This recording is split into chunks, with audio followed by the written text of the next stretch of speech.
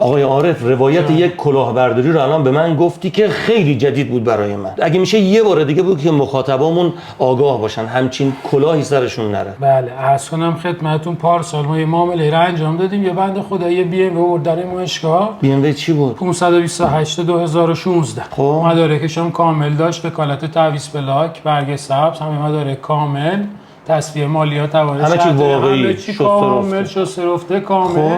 ماشین رو ما قولنامه کردیم، خریدیم از این بنده خدا، پولش هم بهش پرداخت کردیم. یه چند روز بعدش تعویض پلاک انجام دادیم، ماشین رو گذاشتیم تو نمایشگاه.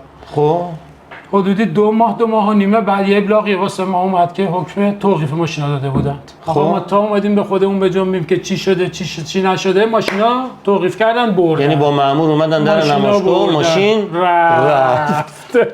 خب حالا داستان چی بود؟ برای چی همچین اتفاقی؟ مگه شما وکالتتون واقعی نبود؟ بله همه چیز ما درست بود، فقط مالک رفته بود شکایت کرده بود که من وکالتی که به این بنده خدا داده بودم فقط یه وکالت کاری تعویض پلاک بوده، وکالت فروش ماشین نبوده. خب این که الان همه عرف بازار همه یک وکالت پلاک میگیرن. من خودم ماشین خریدم، طرف یه وکالت پلاک داد، رفتم کارم انجام دادم. متاسفانه مشکلی که هست و اشتباهی که سهوا همه دوستان و همکارا دارن انجام میدن همینه که فقط با یه وکالت تعویض پلاک که تنها داره معاملات انجام میشه. خب گیر کار چی بوده؟ گیر کار این بوده که یا باید یه قراردادی هم از طرف داشته باشه از مالک اصلی، اونی که وکالت داره، قولنامه‌ای هم داشته باشه مستند، یا تو وکالتش دریافت بها و ثمن معامله هم نوشته شده باشه که انگار که اذن فروش داشته باشه که بتونه ماشینا که میفروشه بهای ماشین هم دریافت کنه. پس اون فروشنده اومده گفته آقا این ماشین رو من دادم که بره تعویض پلاک، نه اینکه بخواد ثمن معامله رو بگیره.